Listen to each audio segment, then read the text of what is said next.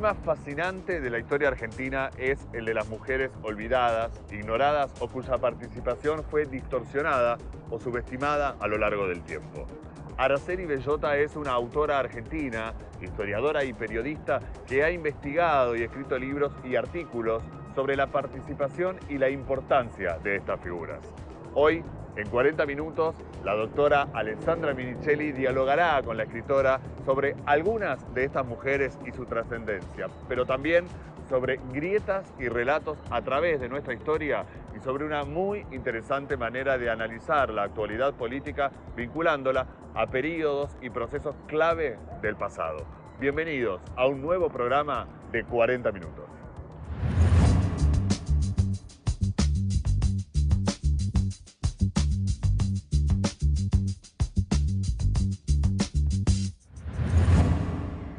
Hoy en 40 minutos tenemos un nuevo programa especial. Esta vez invitamos a una figura que nos va a ayudar mucho a recuperar la memoria.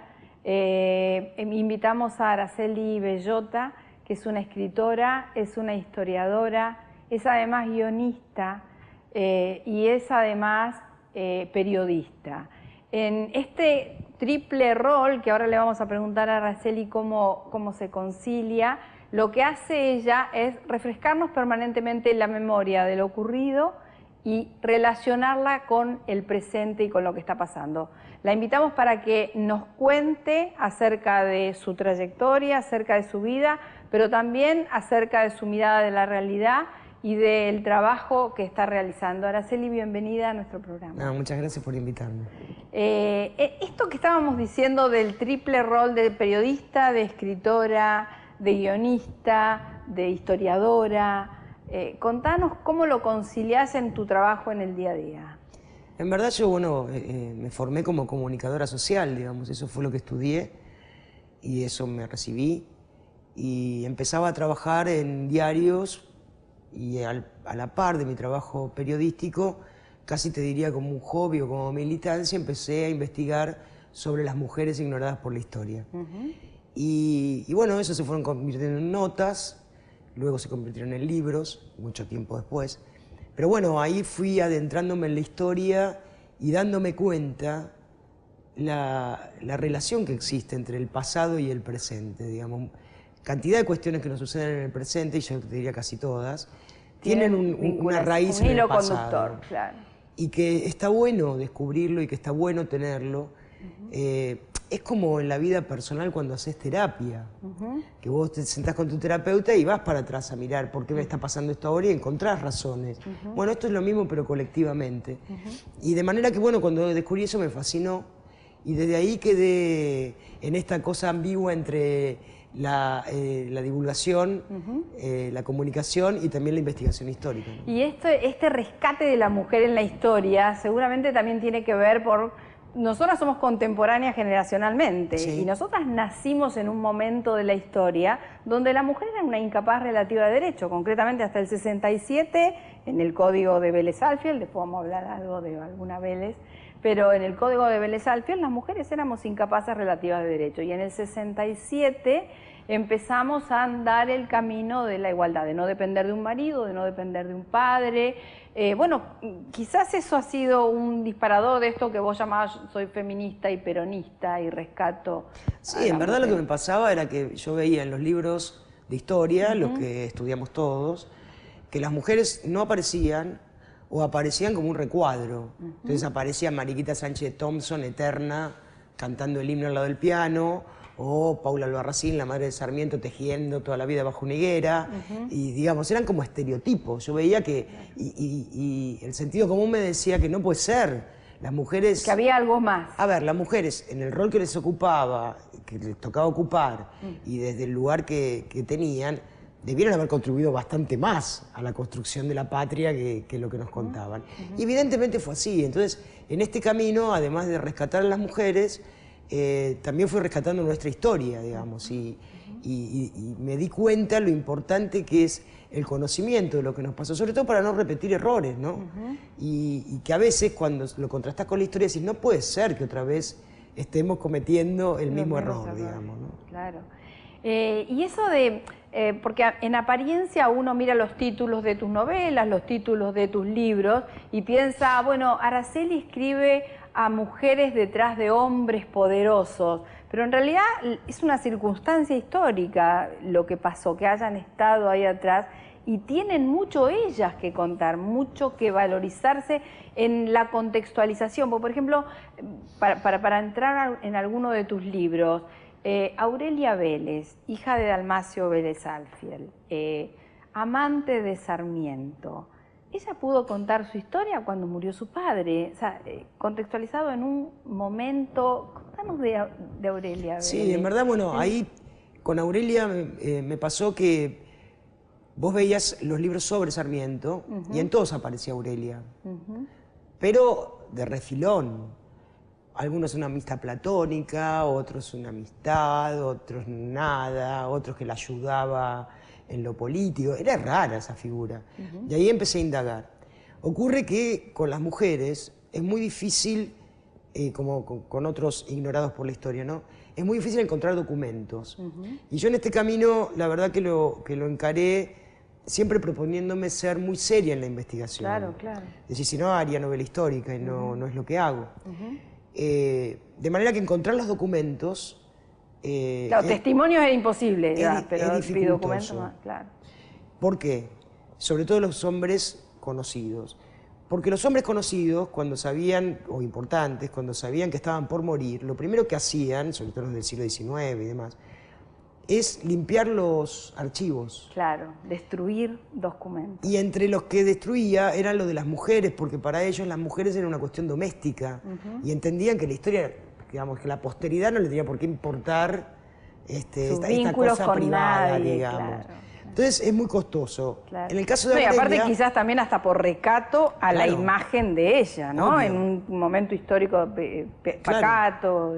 En el caso de Aurelia, tuve la suerte de dar con un conjunto de cartas, unas 30 y pico de cartas, que Aurelia le escribía a su sobrina.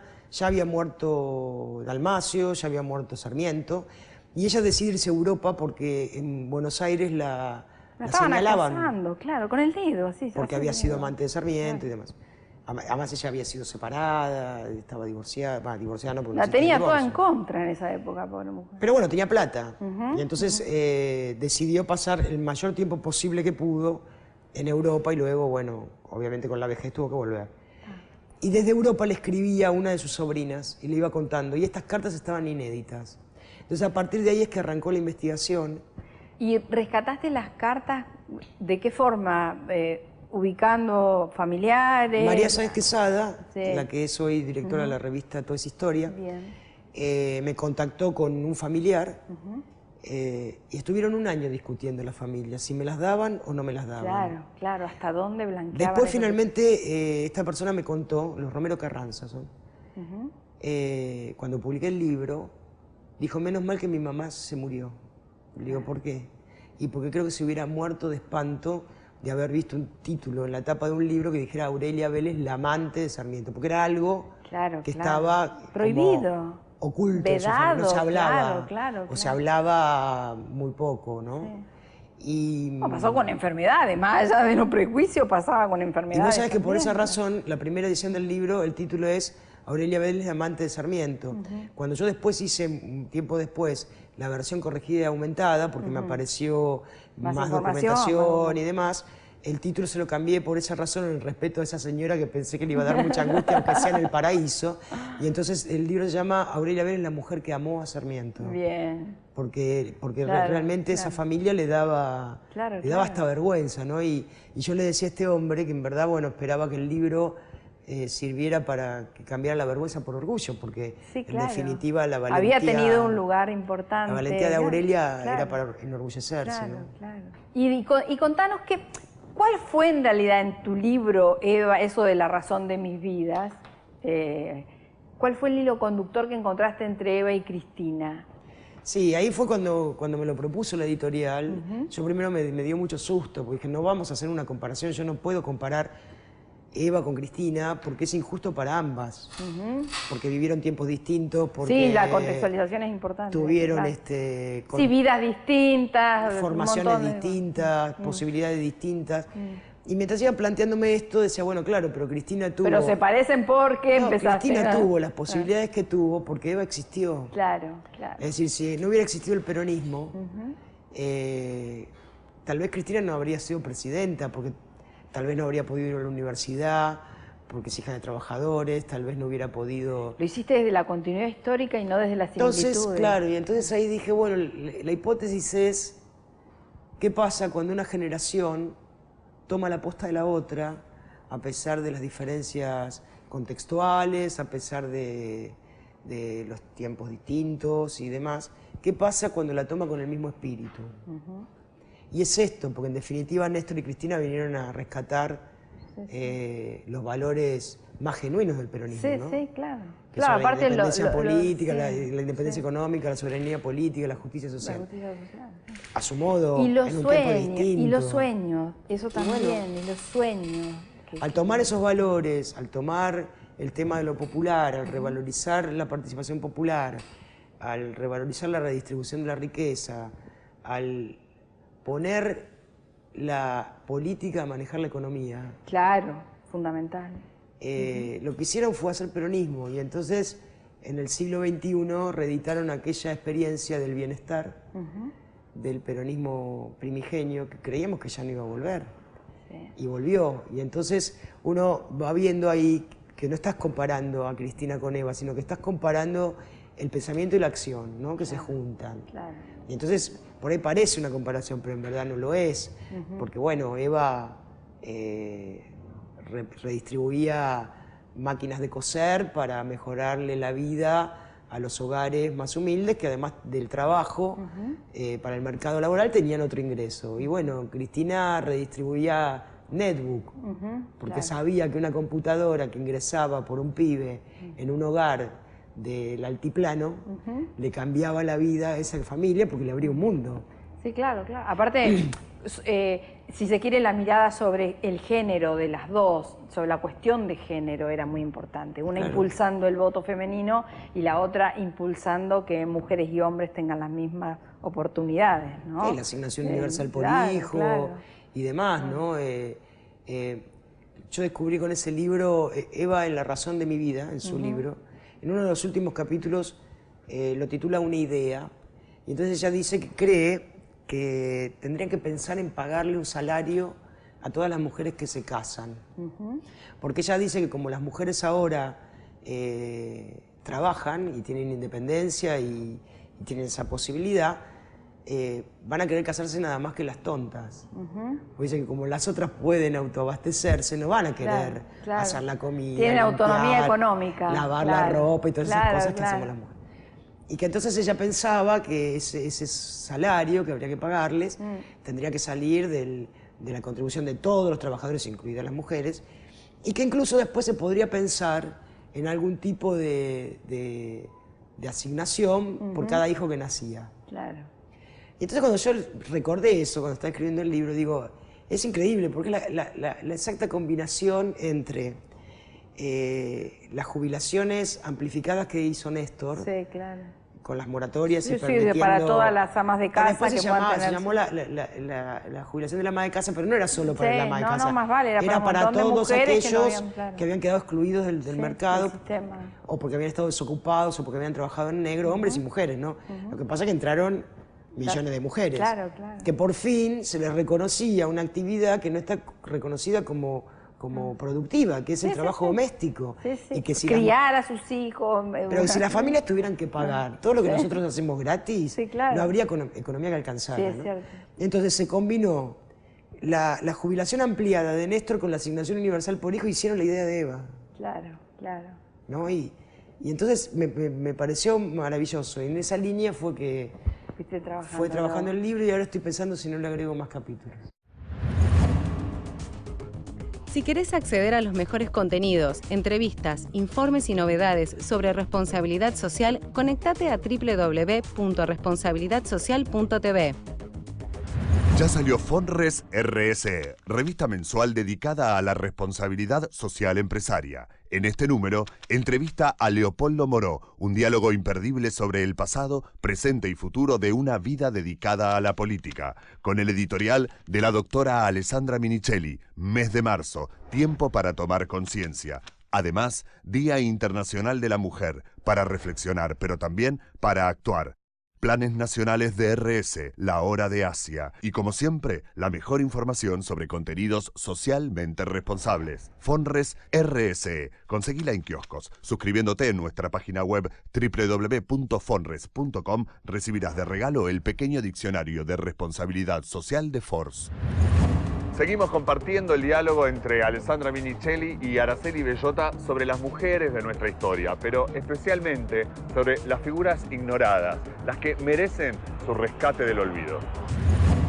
Cuando vos haces un libro, ¿se te dispara porque por ahí vino alguna editorial y te dijo, Araceli, nos gustaría que trabajes este tema, porque te nace a vos, o porque algún descolgado te plantea algo como puedo ser yo, que te digo, Araceli, ¿escribiste sobre Sarah Brown, por ejemplo? No, en el caso de Eva y Cristina me lo propuso la editorial. Bien. Fue una idea de Pajarito García Lupo, que acaba de fallecer, periodista enorme, un maestro, ¿no? Cuando me lo propuso yo me lo quedé mirando y le dije, pero Pájaro, yo no puedo hacer esto. Me dijo, andá, pensalo, claro. Bueno. En el caso del resto de los libros no, fueron inquietudes mías y... ¿O fueron surgiendo? Fueron surgiendo porque además me permití ir buscando continuidad histórica. Quiero decir, si vos lees, no en el orden que fueron publicados, pero sí desde Margarita Güell y el General Paz hasta Las Mujeres de Perón, abarcás toda la historia argentina desde 1810 hasta 1970.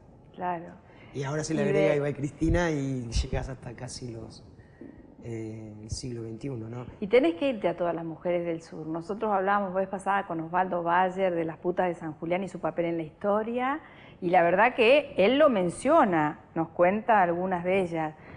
Sarah Brown, fuera de broma, en realidad me parece rescatar la historia, porque es rescatar la historia también de lo que ha pasado en la Patagonia, de lo que fue, y que tiene mucha actualidad hoy, tiene muchos hijos en el gobierno. Eso, mira vos, ¿no? Claro. Sarah Brown. Claro, si no tiene vinculación con la historia. Claro, digo, tenemos el jefe de gabinete. Y al secretario de Comercio. Que es el descendiente, mirá Sarah Brown. Claro. No, claro, por supuesto. Sí. Y que además uno piensa, independientemente, no es un prejuicio de clase, sino es un pensamiento de sentido común. Nuestros antepasados tienen influencia en nosotros. Obviamente que sí. Lo sepamos, lo hagamos consciente o no, digamos.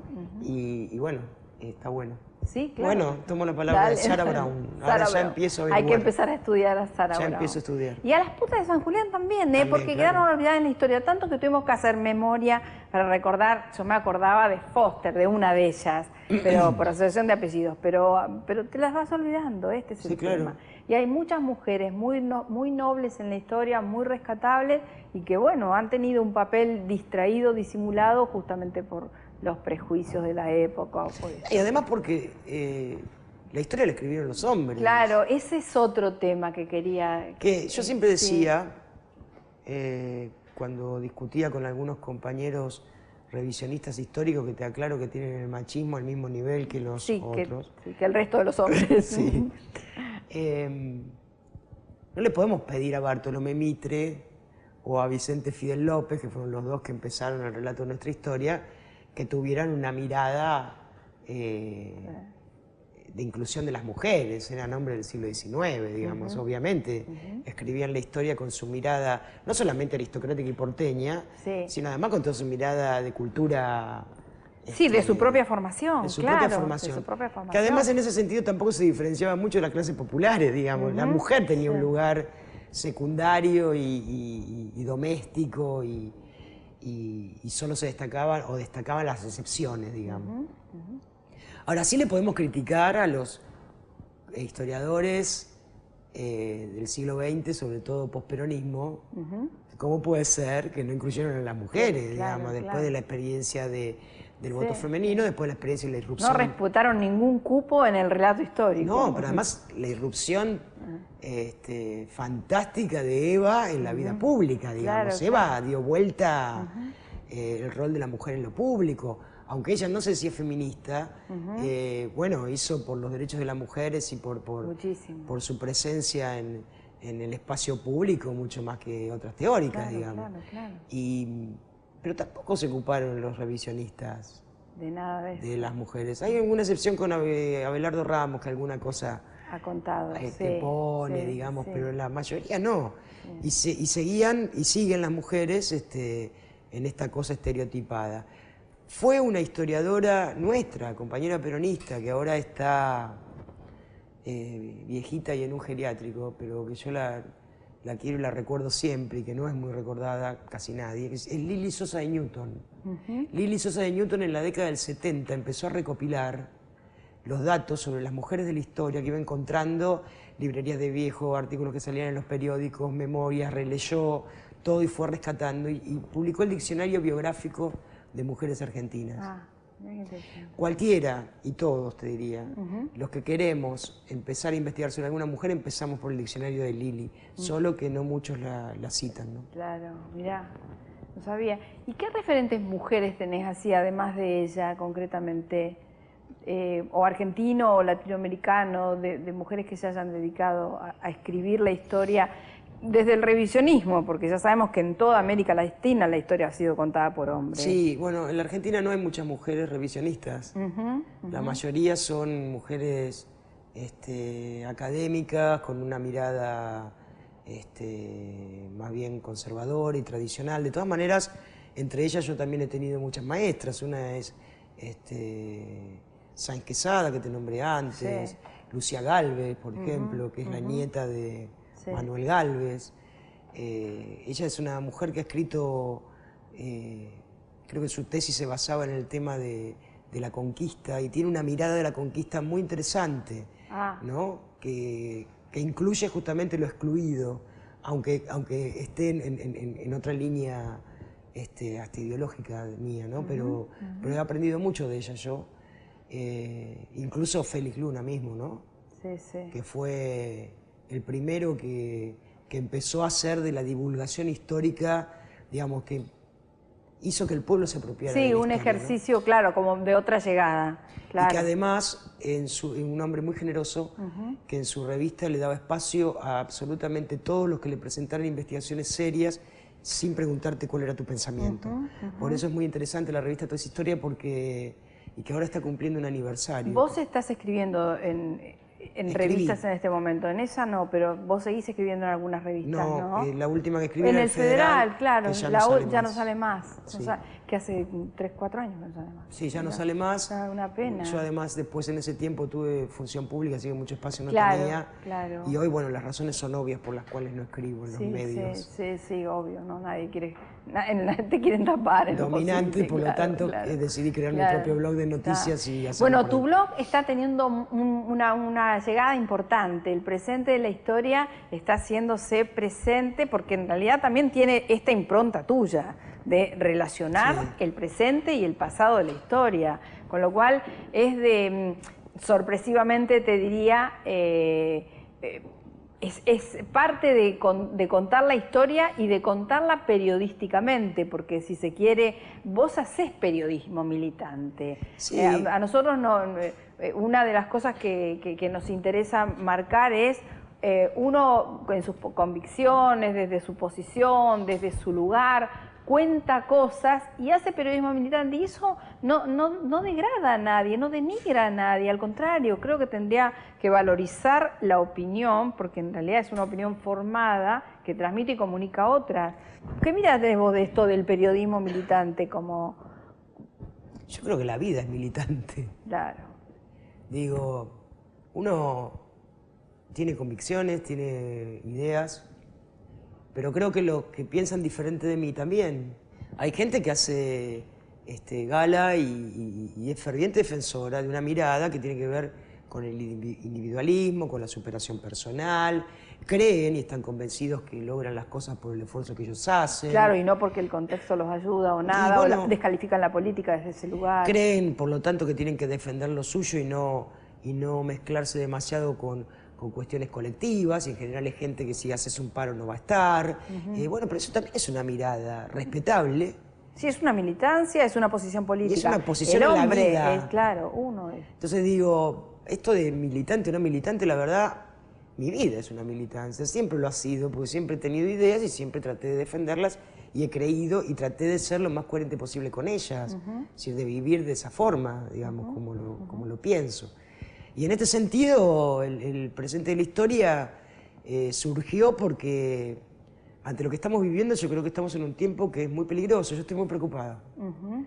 Porque creo que se han reflotado, agudizado, y hasta están aventando rencores y odios que no terminan bien. Y entonces me pareció que en la historia nunca terminaron bien.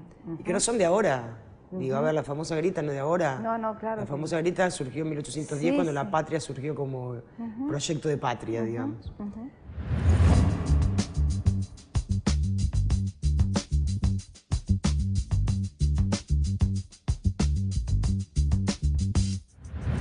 Grietas y relatos a lo largo de 2 siglos de nuestra historia serán algunos de los temas de la continuidad de este interesante diálogo entre la doctora Alessandra Minicelli y la escritora, periodista e historiadora Araceli Bellota. Los esperamos para compartirlo la próxima semana en 40 minutos. Gracias por habernos acompañado.